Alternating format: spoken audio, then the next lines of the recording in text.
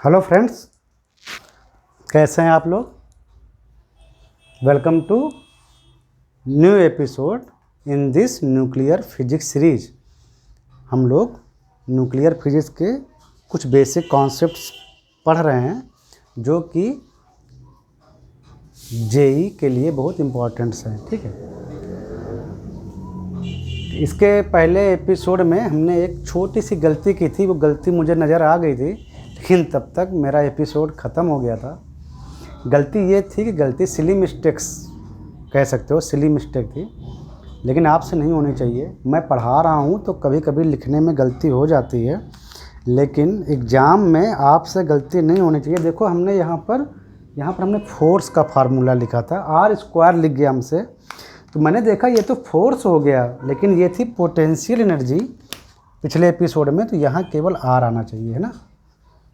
वो तो Coulomb law का जो फोर्स का फार्मूला है वो हम लिख गए थे। यहाँ पर लिखा था हमने R ही, और फिर R² एक बार लिख गया तो आगे भी वही R² दिखता रहा। बोर्ड का व्यू बड़ा होता है, लेकिन आपसे ऐसा गलती नहीं होना चाहिए एग्ज़ाम में। ठीक है, चलो आगे चलते हैं और हम इसी को थोड़ा कंटिन्यू करते हैं। इसके पहले वाले एपिसोड यानी एपिसोड 3 में हमने देखा था कि हम न्यूक्लियस का रेडियस अप्रॉक्सीमेटली कैसे निकालते हैं और वो कितना आता है। तो अप्रॉक्सीमेटली न्यूक्लियस का जो रेडियस था वो आया था, इसको मिटाते हैं, अप्रॉक्सीमेटली आया था 10⁻⁻15 मीटर।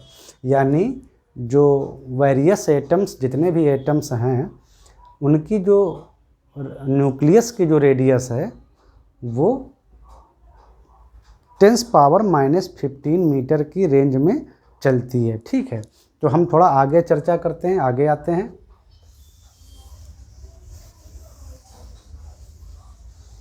और हमने ये भी बताया था कि जैसे जैसे न्यूक्लियस में न्यूट्रॉन और प्रोटॉन की संख्या बढ़ती जाती है, न्यूट्रॉन और प्रोटॉन की संख्या बढ़ती जाती है, न्यूक्लियस हमारा बड़ा होता जाता है, न्यूक्लियस का साइज बड़ा होता जाता है।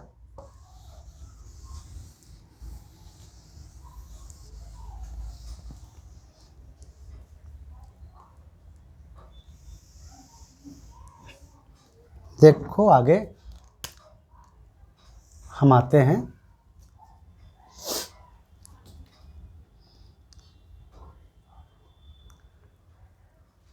देखो, एटम के में 3 फंडामेंटल पार्टिकल होते हैं जो आप जानते हो। एक होता है इलेक्ट्रॉन, जिसका चार्ज -e, और जहाँ पर e 1.6 10⁻⁻19 कूलम होता है। एक होता है प्रोटॉन और एक होता है न्यूट्रॉन। यही आपने पढ़ा ना। इसका मास Me 9.1 10⁻⁻31 किलोग्राम। इसका मास, प्रोटॉन का मास 1836 times of the mass of electron, और वो होता है 1.672 होता है, सॉरी 1.672 10⁻⁻27 किलोग्राम। और न्यूट्रॉन का जो मास होता है Mn = होता है 1839 times of electron, 39 times of electron. यानी प्रोटॉन के मास से बहुत थोड़ा ही ज़्यादा होता है न्यूट्रॉन का मास, और ये इतना होता है -27 किलोग्राम। यहाँ पर बस 1.67 और यहाँ 2, यहाँ 4, इतना होता है। तो ये मासेस हैं। आप देख रहे हैं कि प्रोटॉन का मास और न्यूट्रॉन का मास नियरली सेम होता है। तो कैलकुलेशन को इजी बनाने के लिए कभी कभी हम इन दोनों के मास इक्वल याद कर लेते हैं, जस्ट रिमेंबर के लिए इतना। कैलकुलेशन को इजी बनाने के लिए, लेकिन जब हमसे एग्जैक्ट यूज करना हो तो थोड़ा ऐसे यूज करते हैं। ठीक है, अब हम आपको एक चीज़ बताते हैं।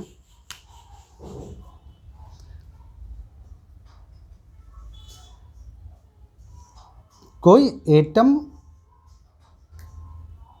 में ये तीनों जब सब पार्टिकल्स हैं तो वो एटम न्यूट्रल होता है। ठीक है, और इनमें से अगर इलेक्ट्रॉन लूज हो जाते हैं या गेन हो जाते हैं तो वो एटम आयन बन जाता है। ये भी बात आप जानते हो। आगे आते हैं, किसी एटम को लिखने का तरीका जो होता है वो ऐसे होता है। जैसे एटम का केमिकल नेम है X, थोड़ी देर के लिए X, जैसे थोड़ी देर के लिए कैल्शियम, Ca से लिखते हैं कैल्शियम को।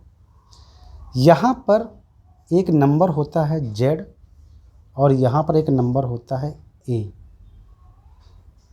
जैसे कैल्शियम लिखा रहता है ऐसे 20, 40, कोई भी एटम ऐसे लिखा रहता है, कोई भी एटम ऐसे लिखा रहता है। एटम की बात अभी कर रहे हैं, यानी अभी इसमें इलेक्ट्रॉन शामिल है। न्यूक्लियस की बात जब करेंगे तो इलेक्ट्रॉन को गायब कर देंगे, बिल्कुल इलेक्ट्रॉन वहाँ पर पिक्चर में आएगा ही नहीं, क्योंकि न्यूक्लियस सेंटर वाला पोर्शन है और इलेक्ट्रॉन बाहर सेल में होते हैं। तो अभी हम फुल एटम की बात कर रहे हैं, तो वो ऐसे होता है। ये जो होता है ना, यहाँ पर जो लिखा रहता है, जैसे हमने कैल्शियम को ऐसे रिप्रेजेंट किया, ऐसे रिप्रेजेंट करते हैं, तो ये जो नंबर लिखा रहता है आगे Z, इसको बोलते हैं इस एलिमेंट का एटॉमिक नंबर। क्या बोलते हैं? Atomic number. ये जो लिखा रहता है ना, सबसे पहले ये एटॉमिक नंबर बोलते हैं, और एटॉमिक नंबर जो होता है वो number of protons in that atoms. Number of protons होता है एटॉमिक नंबर। ठीक है, atomic number, number of protons उस एटम में, इसको Z से रिप्रेजेंट करते हैं, Z से। तो जैसे ये आपका एटम का अगर रिप्रेजेंटेशन है तो आप समझ गए कि इसमें 20 प्रोटॉन है, 20 प्रोटॉन है, 20 प्रोटॉन है। और किसी एटम में जितने प्रोटॉन होते हैं उतने ही इलेक्ट्रॉन होते हैं। तो आप ये भी समझ गए कि इलेक्ट्रॉन भी 20 हैं। यहाँ जो लिखा रहता है, यहाँ पे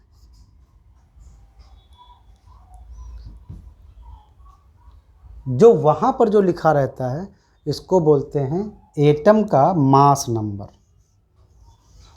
mass number, atomic mass number. Number याद रखना, मास नहीं है, नंबर है। और ये जो मास नंबर जो होता है, ये होता है number of protons plus number of neutrons. याद रखना, किसी भी एटम का जो मास नंबर होता है वो होता है नंबर ऑफ प्रोटॉन्स और नंबर ऑफ न्यूट्रॉन्स। ये मास नंबर है, मास नहीं है। क्योंकि अगर हम मास निकालेंगे किसी एटम का तो उसमें number of protons plus number, मतलब जितने नंबर ऑफ प्रोटॉन्स हैं, और प्रोटॉन में एक प्रोटॉन के मास से मल्टीप्लाई करेंगे तो आएगा नंबर ऑफ प्रोटॉन का मास, प्लस जितने न्यूट्रॉन हैं, नंबर ऑफ न्यूट्रॉन्स, उनमें एक न्यूट्रॉन का मास हमको पता है तो उनका मास होता है, प्लस उसमें इलेक्ट्रॉन्स भी होते हैं तो इलेक्ट्रॉन्स का भी मास। वो है एटम का मास, और वो किलोग्राम में होता है। मास और मास नंबर में डिफरेंस याद रखना। ये मास नंबर है, केवल मास नंबर, और इसको ए से रिप्रेजेंट करते हैं। जो मास नंबर होता है वो जस्ट नंबर होता है, whole number, number of the protons present in that atom plus number of neutrons present in that atom. तो जैसा ये जो 40 है ये लिखा है मास नंबर, ये मास नंबर लिखा है, यानी ये न्यूट्रॉन प्लस प्रोटॉन जो संख्या है उनकी नंबर से क्वांटिटी है, उनका सम है ये। तो जैसे कहीं पर लिखा हो, जैसे ये 92 यूरेनियम 235, 92 यूरेनियम 235, ये एक मान लो एक एटम का दिया हुआ है, एटम है। अभी हम न्यूक्लियस की बात नहीं कर रहे हैं, अभी हम सिर्फ एटम की बात कर रहे हैं। तो आप समझ गए कि इसमें 92 तो प्रोटॉन है, 92 लिखा है यानी प्रोटॉन है इसमें 92, और ये जो 92 है प्रोटॉन, नंबर ऑफ प्रोटॉन्स इसमें जो हैं उसको बोलते हैं atomic number.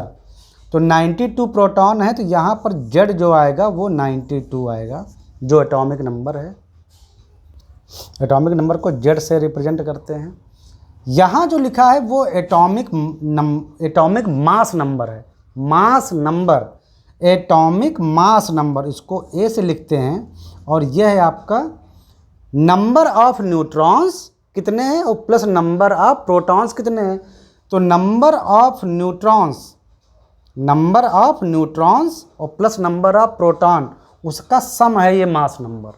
Mass number is the sum of numbers of proton plus number of neutron, sum है। तो जो मास नंबर आएगा वो नंबर ऑफ प्रोटॉन्स, तो नंबर ऑफ प्रोटॉन्स जेड जो कि यहाँ पर 92 है, और प्लस नंबर ऑफ न्यूट्रॉन।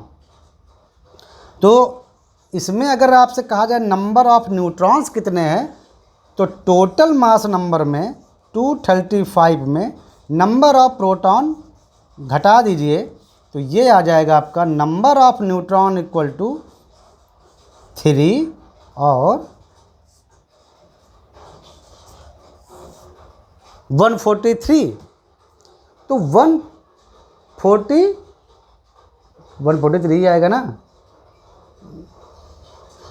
हाँ 143। तो 143 नंबर ऑफ न्यूट्रॉन्स हैं। इसमें 92 प्रोटॉन है और 143 नंबर ऑफ न्यूट्रॉन्स हैं और 92 इलेक्ट्रॉन्स भी हैं, अगर ये एक एटम है। अभी हम एटम ही ले रहे हैं, वैसे आपको समझा रहे हैं। तो पीरियोडिक टेबल में ऐसे जनरली लिखा रहता है, ठीक है। ये मास नंबर है, ये मास नहीं है, फिर से बता रहा हूँ, ये मास नंबर है। जनरली किसी एटम को ऐसे रिप्रेजेंट करते हैं, इससे हमको पता चलता है इस रिप्रेजेंटेशन से कि उसमें कितने प्रोटॉन हैं, कितने न्यूट्रॉन हैं और कितने इलेक्ट्रॉन हैं। ये एटम का रिप्रेजेंटेशन है।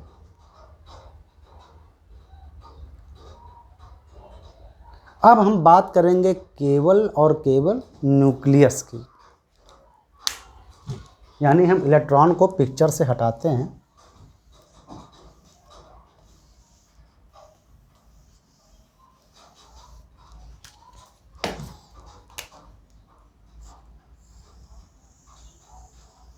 देखो, अरे हमने हटा दिया पूरा। अब हम सेल्स हटा दिए, इलेक्ट्रॉन गायब कर दिए, अब हम केवल न्यूक्लियस का बात कर रहे हैं।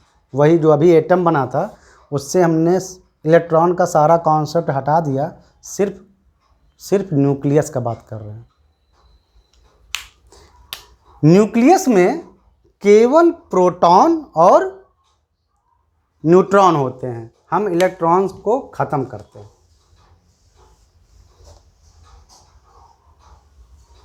देखो, न्यूक्लियस में केवल प्रोटॉन और न्यूट्रॉन्स होते हैं, बस। न्यूक्लियस में इलेक्ट्रॉन से मतलब नहीं है। अभी हमने बोला था इसको यूरेनियम एटम।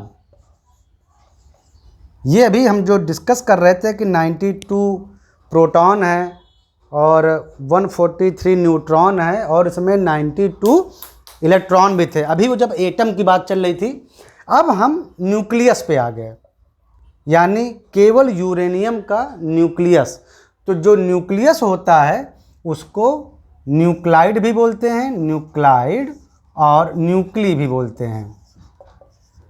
जैसे अगर आपने अब यूरेनियम के इलेक्ट्रॉन हटा दिए, उसकी बात नहीं कर रहे हैं, सिर्फ आप यूरेनियम के न्यूक्लियस की बात कर रहे हैं, उसके न्यूक्लियस की बात कर रहे हैं, तब हम इसको बोलेंगे यूरेनियम न्यूक्लाइड।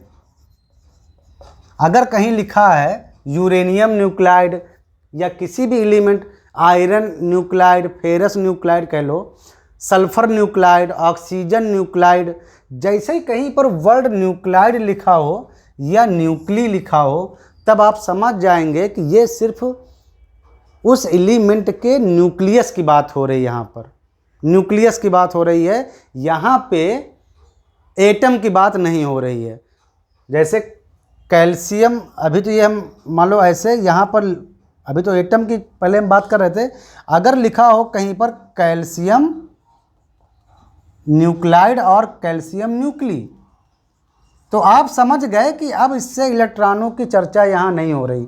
इसमें अगर ऐसा कहीं लिखा है कि ये कैल्शियम न्यूक्लाइड है, 20 कैल्शियम 40 ऐसे लिखा हुआ है, और ये भी पता है कि ये न्यूक्लाइड है, तो आप समझ गए कि इस समय यहाँ इलेक्ट्रॉन नहीं है, केवल 20 प्रोटॉन है और 20 न्यूट्रॉन है।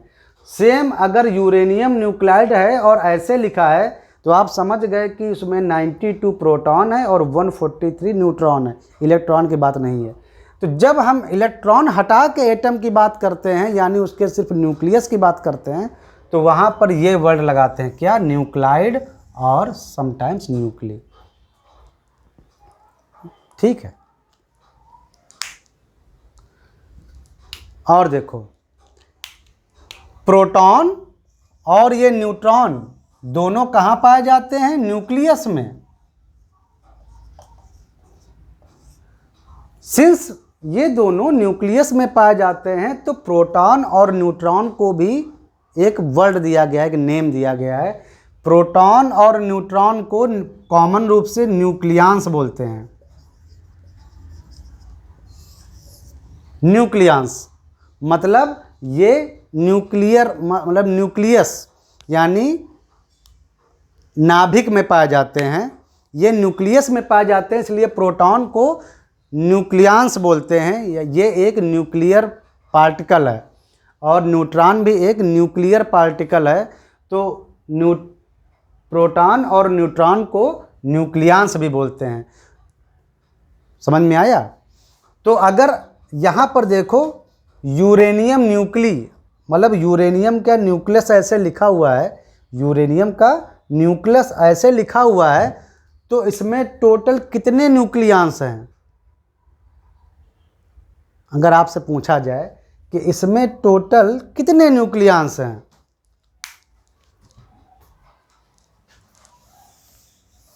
अरे अब ये तो बता दो कम से कम।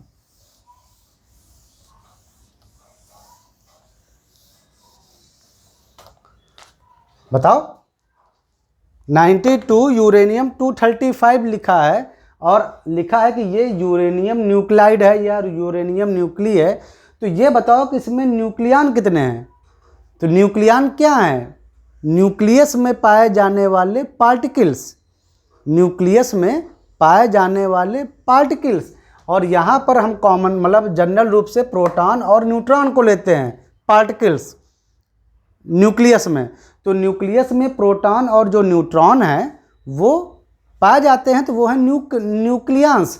अब यहाँ पर आप देख रहे हो, ये तो प्रोटॉन का नंबर है, कितने प्रोटॉन है, एटॉमिक नंबर Z, और यहाँ जो लिखा रहता है ऊपर, ये है मास नंबर, यानी सम ऑफ प्रोटॉन प्लस न्यूट्रॉन्स। तो अगर ऐसा अगर ये न्यूक्लाइड लिखा हुआ है, यूरेनियम न्यूक्लाइड, तो आप समझ गए कि इसमें टोटल 235 न्यूक्लियंस हैं।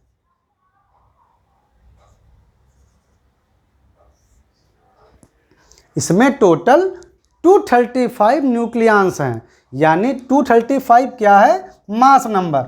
तो ये जो मास नंबर होता है ये बताता है, मास नंबर होता क्या है, number of protons plus number of neutrons. Proton के नंबर को एटॉमिक नंबर बोलते हैं Z, और ये नंबर ऑफ न्यूट्रॉन्स। तो टोटल नंबर कितने हैं प्रोटॉन के, कितने टोटल नंबर हैं उसमें न्यूट्रॉन के, दोनों की जो नंबर है उनका जो सम होता है वो है एटॉमिक मास नंबर। तो यही तो है टोटल न्यूक्लियस उस न्यूक्ली में। जैसे यहाँ पे लिखा हुआ है 20 कैल्शियम 40, ये कैल्शियम का न्यूक्लाइड है, यानी आप समझ गए ये कैल्शियम का न्यूक्लियस की बात हो रही, तो न्यूक्लियस है। तो इसमें आप समझ गए कि प्रोटॉन है 20 एटॉमिक मास एटॉमिक नंबर, और टोटल मास नंबर जिसमें कि एटॉमिक नंबर यानी प्रोटॉन के नंबर शामिल हैं और न्यूट्रॉन के भी नंबर शामिल हैं, वो है टोटल 40। तो यानी 40 क्या है, 40 इसमें टोटल न्यूक्लियस है। तो यहाँ जो लिखा रहता है रिप्रेजेंटेशन में यही है मास नंबर, कह लो इनको ए, या number of nucleus in that nuclei. तो कौन सा न्यूक्ली है, कैल्शियम, तो कैल्शियम न्यूक्ली या कैल्शियम न्यूक्लाइड।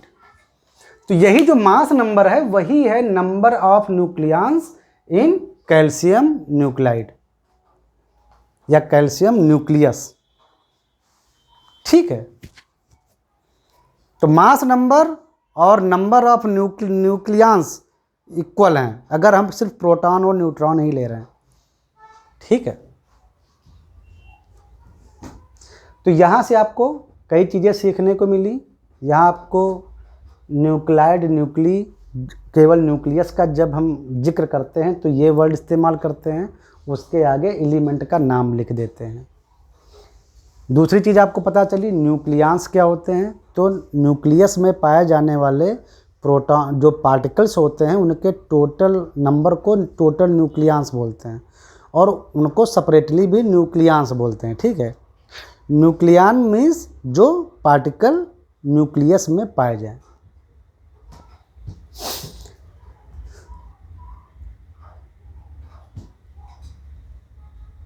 न्यूक्लाइड को रिप्रेजेंटेशन ऐसे करते हैं जैसे कि एटम को रिप्रेजेंटेशन करते हैं, बट हमको पता होता है कि उसमें इलेक्ट्रॉन की बात नहीं हो रही है। जो यहाँ पर लिखा रहता है सबसे पहले वो है एटॉमिक नंबर, और ये रिप्रेजेंट करता है कि उसमें कितने प्रोटॉन हैं। और इधर जो लिखा होता है वो है मास नंबर,